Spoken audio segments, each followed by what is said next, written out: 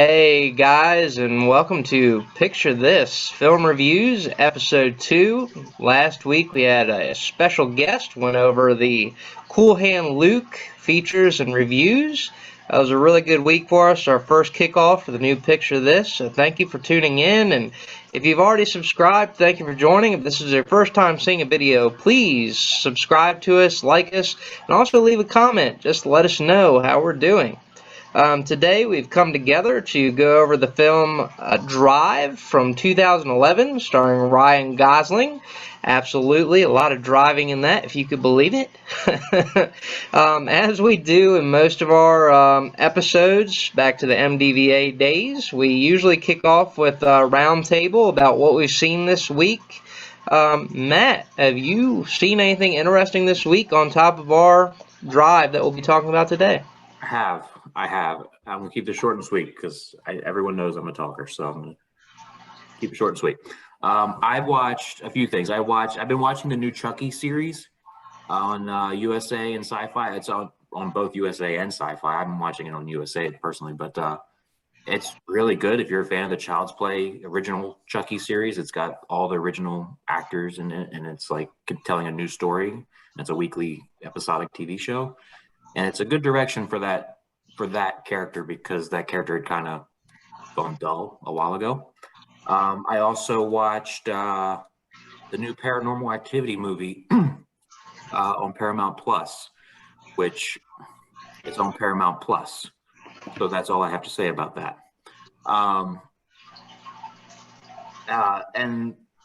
I've been watching Dope Stick, the Michael Keaton Hulu series, and I tell you, every time, I'm biased, but every time you think you've seen what Michael Keaton can do, he just pulls out something new, man. Like, but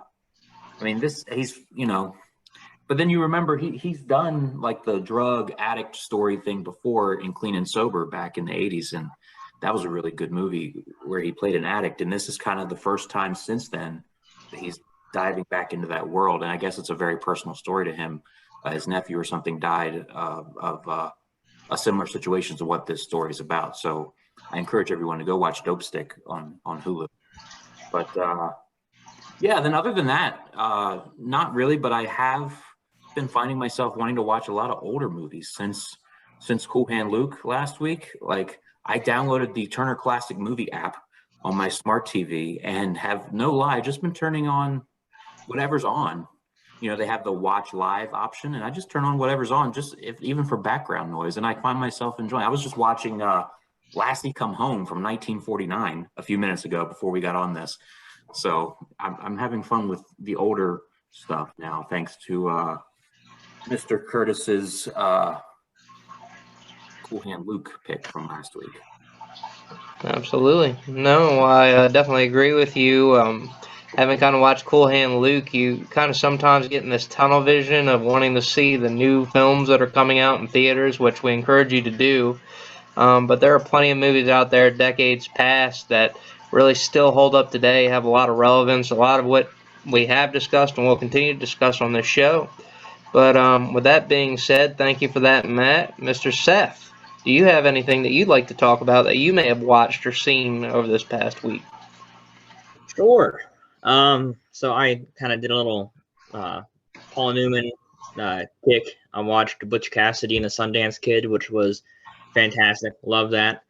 Then I also was on a little bit of a Steve McQueen kick, and I watched Tom Horn and Bullet.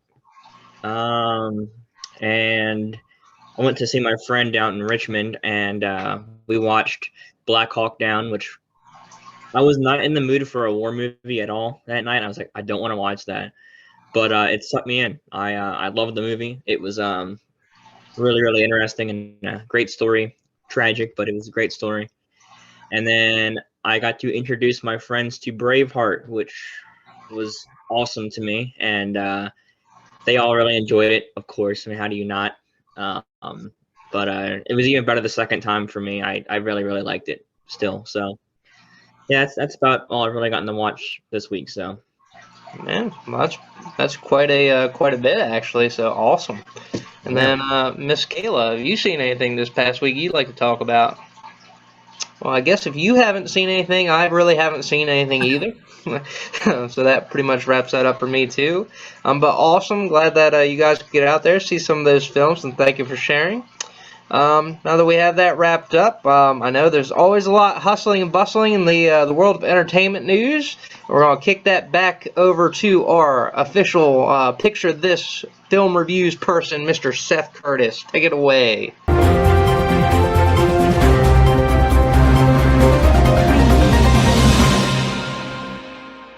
All right. So I did not realize how much news I had for this week. I thought it was a slow news week, and I looked at my notes again, and I was like, holy crap, there's a lot here. So bear with me. If you're a fan of the Starz TV show Heels, they finally got renewed for season 2, and I know Matt's a big fan of that show, and my whole family, we're so pumped that they finally got renewed. We were kind of worried they weren't going to. Next up, Jake Gyllenhaal is going to be in a new Guy Ritchie thriller movie. Not too much information about it yet, but sorry, my cat wants to join back in. That was your hand for a second. No. Yeah, new Guy Ritchie movie coming out in the next couple of years, and it'll have Jake Gyllenhaal in it, so can't really beat that. Gal Gadot, who plays Wonder Woman, she is going to play the evil queen in the new Snow White Disney live-action movie that they're doing. And then they also cast Rachel Zegler to play Snow White. So that's happening. Gail Garcia Bernal has been cast as the lead for Marvel's Werewolf by Night on Disney Plus. This is something Marvel's doing on Disney Plus. I don't know much about it. Don't know much about the actor either. Just it's happening. So keep your eyes out for that. A show favorite, Taika Waititi. He's set to direct Disney's Tower of Terror movie.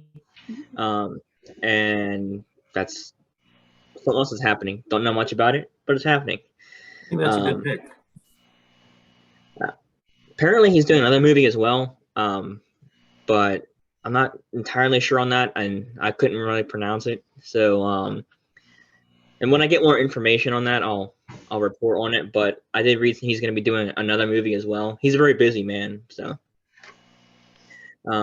There is talks of a Great Outdoors sequel with Dan Aykroyd and the original director returning. I think it's a matter of who they can find to replace John Candy or how they're going to do that. But I think they also are waiting on on a good script. They want to make sure it's a good one, obviously. And not sure how I feel about that. John Candy is a legend to me, and doing a sequel to that movie without him just doesn't seem right. So that's me. It doesn't seem needed. It's not, and especially this long after. Yeah. It's like the Twins sequel, Triplets. Right. Why is that even needed anymore? But whatever. It's Always Sunny in Philadelphia is getting its 15th season. So if you're a fan of that show, look out for a 15th season. Emilio Estevez is not returning to the Mighty Ducks sequel. Shout out to Matt for that piece of news. I'm not a Mighty Ducks guy, so I don't know anything about that. So I apologize. Leonardo DiCaprio is set to star and produce in a new movie about the religious cult leader Jim Jones. Nothing too more about that for right now, but I mean, Leo in a new movie is very exciting, so I can't wait for that. And then I know I reported a few weeks ago about Dune 2 not filming until fall of 2022. Now it's looking like it might be filming in July of 2022. So we'll see what all happens. Movies can be kind of a crazy place, and it could get earlier, it could be later. Who knows? And then finally, unfortunately, Dean Stockwell has passed away. Another one Matt sent me. So, Matt, did you want to discuss that one a little bit? He passed away. The news broke today as we're recording, and he's one of those actors that you've seen a million times in things that you might not know the name right off the top of your head, but when you see his face, you're like, oh yeah, that guy. I just was watching a movie with him in it 2 days ago, Married to the Mob, which is, if you haven't seen it, it's an adorable little 80s mafia comedy with Michelle Pfeiffer and Dean Stockwell and Matthew Modine, and it was just kind of hit me because I just watched, like, if I hadn't just watched him on TV 2 days ago, I might have been like, oh, okay, that's sad. But it was just like, wow, I feel like I just saw him. But it's always sad when we lose one of our people on the big screen. That's all the news I have. So, Well, thank you for bringing that to us. I know, Kayla, you put your hand up. What's up? I was just going to say that we were talking about TV stuff, and Stranger Things 4 released a new trailer for season 4. So You go against that. there Leave you that have it. news. Will and 11. I'm not a Stranger Things guy, so I wouldn't know. Oh. You can't not report it just because you're not a Stranger Things I guy. was not aware of it, so It was I actually miss a it. really good trailer. So there's a lot that goes on in entertainment news, folks, and unfortunately we don't have hours to dedicate to it, but we do appreciate Seth for bringing what you do to the table, and then I guess you guys Do you? also for supporting Do you it. really? I don't know. I do. I honestly appreciate you, Seth. We do. In fact, appreciate you. we're having a trophy made up. We'll have that sent to you by Christmas. It'll get inscribed. It's about this big, though, but you can put it anywhere. But I'll no. take it. But no. I'll But add thank it to you. my other trophies over there. Yeah, it might not be as impressive as the ones you have hanging behind you, unfortunately. But no, getting off of that, the reason why we're here this week, again, every week we do a rotation. Sometimes we do special episodes, guest episodes. If you volunteer episodes to us, we definitely want to take time to talk about that.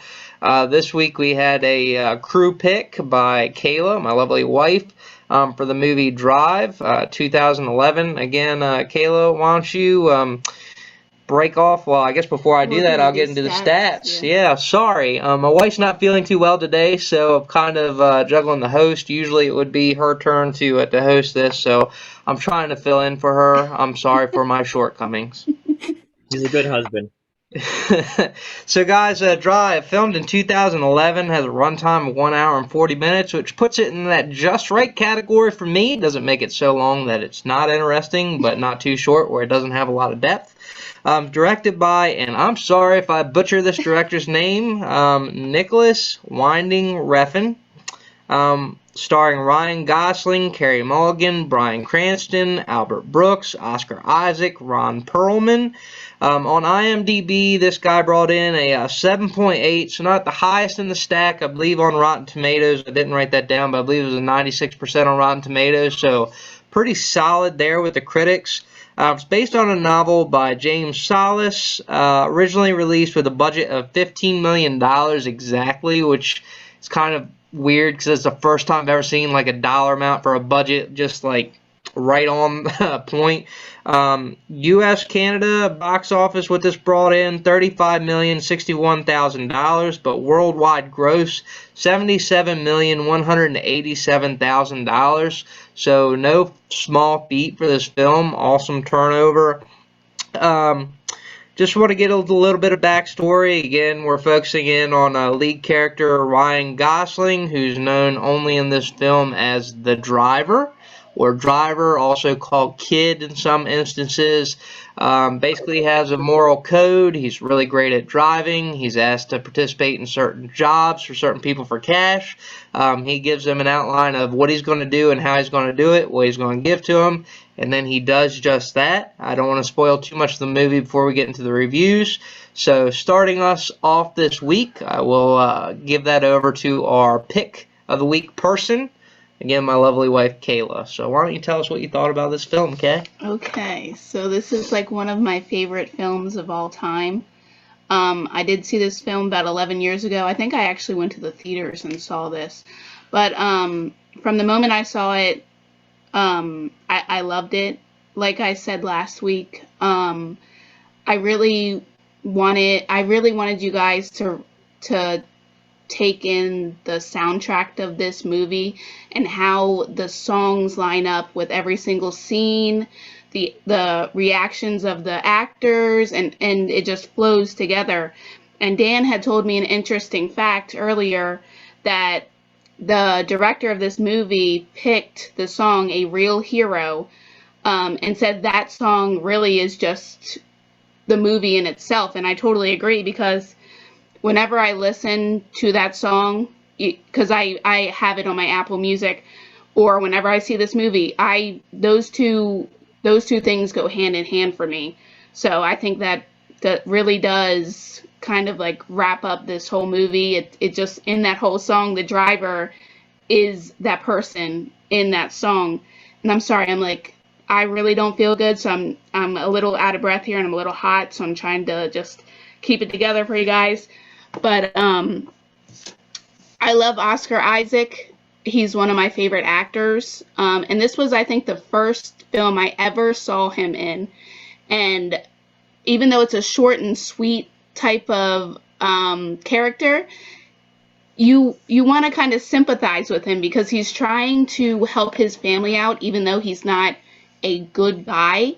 And you grow an attachment to him. I mean, it's kind of sad, his demise, but I think it brings the whole story together, unfortunately, at that point. But yeah, I love this film, and I love to, and we talk about this a lot, and we've seen quite a few films where there's not a lot of dialogue, and you see the acting, and the costumes, the soundtrack, what have you, all that brings together. And I think that is what makes this film so unique and such a big impact on, the people who are watching it, because you don't need a lot of dialogue to get your story across, for you to fall in love with these characters, for you to understand, the storyline. And I think for this film, that's what hits the mark for me, is you don't have that. You don't have the dialogue, but you have the story in front of you. And you could watch it without even the dialogue, and it'd be a perfect film for me. This movie in itself is a 10 out of 10 for me. I love this film. It's, it'll stay in my top 10 forever, because Ryan Gosling is the driver to me. That's when I picture him as an actor. He is this character, and I think he played it so well that it's stuck with me now forever. And I want everybody to be able to experience this film from start to finish, and to just, I don't know, hopefully love it, and, take some notes from it when you're watching other films of what a great film is. So that's my take on this. Well, thank you for that review. Very strong start with a 10 out of 10. Going to be hard to follow that, but I think next up we'll put that to Matt, if that's okay. Would you like to give us your review on this movie? Sure. We're just handing out 10s left and right on Picture This, aren't we? Okay, so that's awesome. I had not seen this before, and I watched it a couple days ago. And I gotta tell you, it wasn't what I thought it was going to be. I don't know what I thought it was going to be, but it wasn't that. I started it kind of having this idea of one thing that I guess just for whatever reason I thought, and then I guess when I didn't expect his character to, spoilers, fall in love with the neighbor, and then her husband coming back, Oscar Isaac, and then I just didn't expect that whole aspect of it for whatever reason. I said, I just thought it was going to be a different type of movie. So when that was happening, it kind of almost mind blew me. I was like, okay. But something I did really, I didn't dislike that, but another thing I really liked about this was the music, as you mentioned. I was purposely listening, and that opening song, caught my attention right away. That little, I don't even know what the name of it is, something about ticking or time or something. But that, like, okay, that started off, because I'd heard that song before elsewhere, and I was like, okay, we're getting started off good here. And then just, there were certain moments where the action in the film was kind of, I felt, a little overpowering of the music, and maybe that's purposeful. But then there were other moments of the film where the music was just perfect and like set the scene, and I was like, oh, that's what she's talking about. That was good. Overall, I did enjoy this. I would say it took me by surprise, by a nice surprise. I don't know what else really to say about it. I thought the acting was well done by everyone.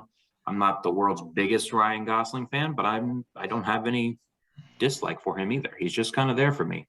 So this kind of helped that a little bit. I think elevate him in my mind a little bit, and I was there for it. So I give this an 8 out of 10. Awesome. 8 out of 10. So again, I guess I guess I'll ask you, Seth. Would you like to go next, or would you like me to go next? I'll go. Sure. So I had seen this once before. It's been probably over a year or something since I've seen it. But I still enjoyed it the second time around. It's just one of those movies that it's really, really, really good, but it's not one that I find myself wanting to rewatch all the time, and I'm not sure why. It has a lot of the ingredients for a movie that I would want to watch all the time, but I don't know, just doesn't make me want to rewatch it. But everything still kind of stays the same for me as the first time I watched it. I liked everything. Acting was good. Story was interesting. Now I'm a sucker for some action, so the elevator scene and the one in the hotel room, I believe it was a hotel room. That was my two favorites there. They're fantastic. And yeah, I don't know, it's just something that I don't feel like I want to rewatch over and over and over again, but I thoroughly enjoy the movie. So it's just kind of weird for me. But because of that, I'm gonna give it like a 7.5 out of 10. It's really good. It's just something I don't want to rewatch all the time. So that's just me. Okay, awesome. When I talk about my experience with this movie, one thing I know Kayla's already stated, what stood out to me is kind of how there's really not a lot of dialogue from the leading character, and then back to the original part where his name is never gone over in the entire thing, and really you don't notice it. It's not really an important aspect of the movie. It doesn't really fill in anything, but overall, doing this and starting in the season, I'll call it the season with Picture This, one thing that I've actually started to enjoy is looking up information, background about these movies, and kind of in-depth into the scenes and directors and things. It's interesting, Matt, you said that you did not believe that this movie was what you thought it would be. And what's interesting is that it wasn't going to be this type of movie at all. In fact, Universal Studios originally had the rights, or the movie rights, for the story by James Salas. They were going to make it more in line with a Fast and Furious franchise film. It was going to be kind of to chase that. And they had a budget of $60 million for that, which is 4 times the amount that the folks who ended up with the film were going to give this. And again, a lot more car scenes, chase scenes, and they're going to stray far from the source material, which unfortunately really wasn't a lot to begin with. I believe they said, from what I had read and understand, that there was about 100 pages worth of novel, so it wasn't really huge. But when Refn comes in, and again, I'm sorry if I'm butchering that name, he really wanted to stick closer to the source material. He wanted it to be more character-driven rather than action pacing back and forth, though it does have aspects of that. And another interesting thing, so we talk about Ryan Gosling as the leading man in this. I think it was a great pick, but also almost didn't happen. Refn had came to Hollywood. He wanted to film a movie called The Dying of the Light. Originally was supposed to cast Harrison Ford. And in that meeting, Harrison Ford's character was going to die off by the end of this movie. Harrison Ford is not a fan of dying in films, apparently, so he's just completely against the idea. It did eventually happen, guys. He has died in several movies. Yes. But at that time, he just didn't want to die in the film. So they talk about, anyways, in the same trip to Hollywood, unfortunately, Refn had gotten the flu, which is kind of funny because we're both kind of under the weather at the moment. But with that, he was on all kinds of like flu medication. He's all drugged up, and he has a meeting with Ryan Gosling. So Ryan Gosling's talking to the director, and they're just like talking about this movie, Dying of the Light, and he's like out of it and totally disinterested and not really. So they're not really jiving well at all. It seems like nothing's really going to happen with these guys. And the director, though the film is called Drive, guess what he cannot do? Drive. And also stated that he's too cheap to rent a cab. So he implores Ryan Gosling for a ride home, or a ride to the hotel you're staying, whatever. And they get into the car and they're riding together. It's a completely awkward car ride. Then all of a sudden this song by REO Speedwagon comes on. And it's Can't Fight This Feeling, in case you're wondering if you're on the edge of your seats about this. And the director just starts going in because he's so loopy on the medicine. He's like jamming out. Ryan Gosling gets into it. He's jamming out. And because of that, Refn sits there. It's like, you know what we're going to do? We're going to make a movie about a guy who drives a car, and it's going to have a lot of music. And boom, there's the whole inspiration for this. So I thought it was kind of funny how things like this come to be. Another interesting thing, like I know Seth talks about, has aspects of movies that you like. Honestly, I got notes of Mad Max here. It involved cars, had a lot less dialogue. But one thing I thought you'd find interesting, this is a fact I'm throwing out there just for you. When they had this budget, Refn goes to Gosling. He says, look, I'm going to give you some money. You pick whatever car you want. We'll put it in the film. So he goes out, he goes to a junkyard. He knows nothing about cars at this point, and he finds a 1978 Chevy Malibu. He goes in, it's in the junkyard, he rebuilds the thing from scratch. There are several cars featured in this film, but that is the main one that he drives. So he's actually responsible for building his own car in this. One thing that's said about this director, he gives a lot of freedom to his actors. Kayla talked about Oscar Isaac. Oscar Isaac was not supposed to have as big a role as he did. Like in the book, a very small part. He's a career criminal. You don't really root for him as a person who's going out of his way to do anything. He's kind of set on a path to go back to jail, if you can think of anybody that, you know, would be in that path. But he was given, like, every day when they were set to shoot, the director sits down with his actors and he says, hey, how do you want to film this? I'm not going to tell you how to do it. You tell me how you're going to do it. And they talk for hours about how they're going to do a role. And that's why, like, Oscar Isaac, as an actor he is, brings so much depth to this. Albert Brooks, another one who'd never killed anybody on screen before this, brings so much depth. Bryan Cranston, who's really big from, Breaking Bad. He wanted to be, like, in his mind, he wanted to be the opposite of Driver, who said little. He wanted to talk a lot, kind of like I am now. So he wanted to be the mouth, the anti-hero in certain ways to that, and bring kind of more depth to that character. But the big thing was they're given a lot of freedom. I think it transfers well. You can definitely see where this director has a lot of visual cues that he's into. And one thing I want to draw back to an earlier episode, Matt, you said that, was it Michael Myers kind of, like, was it Friday the 13th drew you in, Michael Myers kept you there? You watch a documentary about this director. He says the movie that got him into wanting to make films like this, it's a weird one. It's Texas Chainsaw Massacre, because it's so visual. He said so raw, so emotional, and he wanted to make films just like that. And when you sit back and you watch some of the scenes out of that and compare it to this, he does have that. It's a lot of depth, a lot of visual cues, a lot of things of that nature. So personally, for this movie, like I said, I love learning facts about this like now, and I'm sorry if I've gone too long into this, but honestly, personally, I'd rate this movie at an 8.5. I did enjoy it. I would watch it again. I'm glad we watched it. It's been a while since I watched it last time, and I really didn't remember a lot out of it, but I'm glad we took time to do this. So yeah. So before before we move on, I know I've been talking a lot back to back to back. Does anybody have any other notes for this film or anything that stood out to them on anything anybody else said that you like to comment on?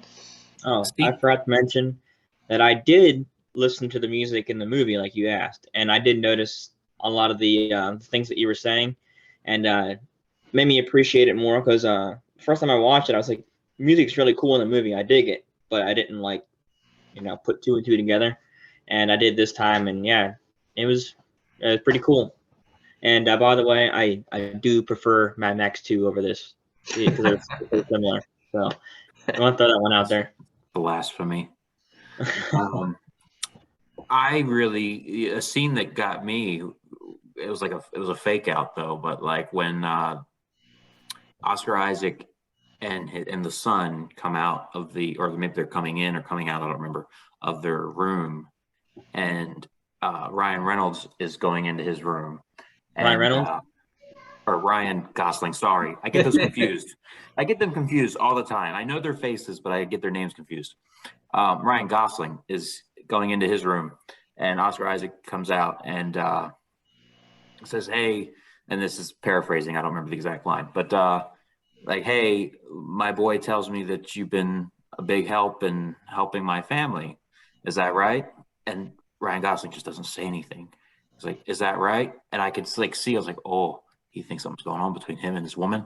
Oh boy, this is about to go down. And he's like, "Is that right?" Like, I think he asked him legit like 3 times, and Ryan Gosling says nothing. And then finally he just says, "Yeah," or something to that effect. And I was like, oh, like I wanted something to happen there. But that was just another. I mean, it was a fun scene because it got me like on the edge of my seat for a second. I was like, "Oh, this is." The popcorn. This is about to be good. But Was it not the weirdest twist that after that interaction, the scene that you're talking about, after all that goes down, he then sits down at the table with them to eat, was it breakfast or whatever, yeah, and then agrees to help him to get out of the game? It's like blew my mind. I mean, what do you think about that? yeah, that completely came out of left field too for me. I was just like, wait, what? Why? What? Like I was really. The movie kept turning every time. I thought I was going. It thought it was going one way. I thought it was going a different. It ended up going a different way. Like I really, like I said before, I thought this movie was going one direction, and then enter the neighbor love storyline. So then it went another direction, and then the husband comes home, and I'm like, oh, it's going this direction now, and then it ends up going this direction again. So it really was kind of all over the place, but in the best way, and it kept me guessing, and it's just, I really enjoyed it. Awesome. Any other questions? Yeah, I want to put something out there too, because I'm just like thinking about this now, and thinking about Cool Hand Luke last week. Really, these two characters are similar in a certain type of way because they're calm, cool, and reserved in the very beginning, and as the film digresses, you see them lose their cool, change their character, and are a totally different, person at the end and what happened at the beginning. So just thinking about that now, similar in that kind of aspect too. But No, I'm with you completely. By the end of this movie, his rules where he's like, you have 5 minutes to do this, and we never contact each other. Like, that's completely out the window. And, yeah, he broke his one rule because he almost got out of the car when Standard had got shot.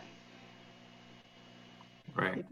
So I don't know. I love this movie.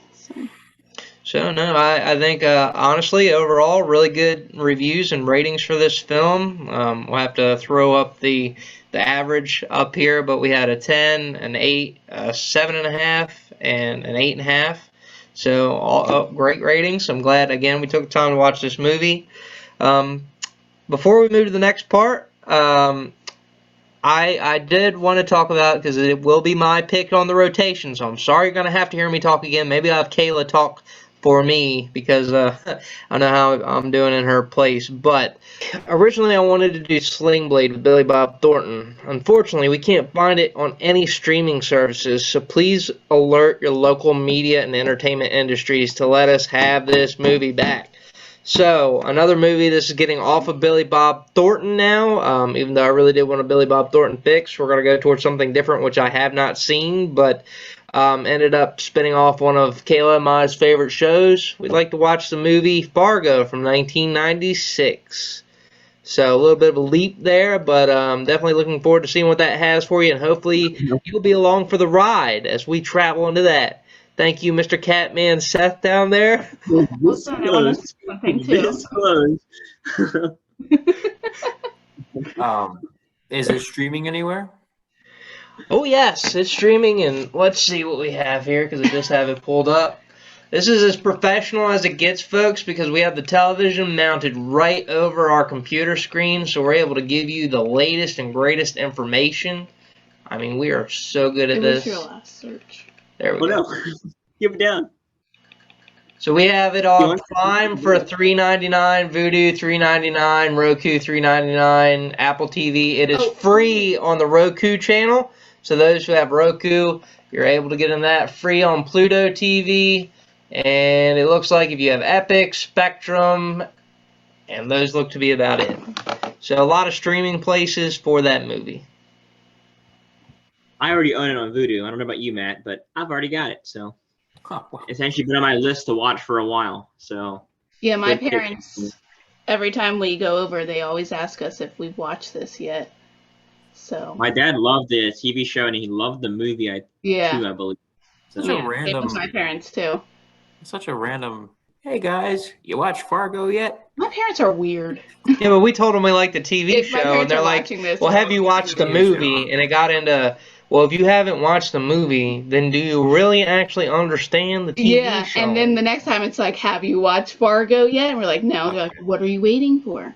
That gives a little bit more background to it. Okay. Yeah, sorry, they're not just like, have you watched Fargo? Every day you just walk in the door, first thing, if we say no, we got to go back outside and come in and do it again. It's really great. It's a great skit. We do it all the time. But yeah, so I'm not sure. Unfortunately, guys, we had to cut video, come back. I know Matt didn't really want to draw attention to that, but I do for the simple fact that I want to make sure that we have the chance to talk about our social media presence and just how you can follow us. It's really important that if you're watching this, that you're able to click like, subscribe, comment. We want to hear from you. The big reason we want to do Picture This film reviews is so that we get more engagement from you folks. We want to reach more people. We want to appeal to more folks and bring you all together into our little club, and we just, want to have that with you guys. So please follow us on Instagram. Our handle is at Picture This Film Reviews. On Facebook, we are Picture This Film Reviews. And I'm sure you can find us on, we're working on the website. Matt's putting that together for us, which sometime the next couple of years we'll have. Kayla? YouTube. Oh, and also YouTube. Our YouTube channel, Matt, what is the name of our awesome YouTube channel that you host for us? It is youtube.com/Studio29Films. So, if you haven't gone there, please check it out. All of our MDVA, or Maryland, Virginia Movie Club, film reviews are there. A lot of our highest trending videos are on there, which I believe Halloween is still #1, which awesome pick. And then Amityville is #2. So it's riding up there. I don't know if it hit the 200 mark yet, but honestly, we want to see all the films hit that and get the comments going. Let us know what you want to see next, what you want to see more of, less of, whatever. But thank you so much for joining us today. And again, I'd like to set Matt off with his favorite way to end the show. Matt, can you take it away, please? Everybody, love one another.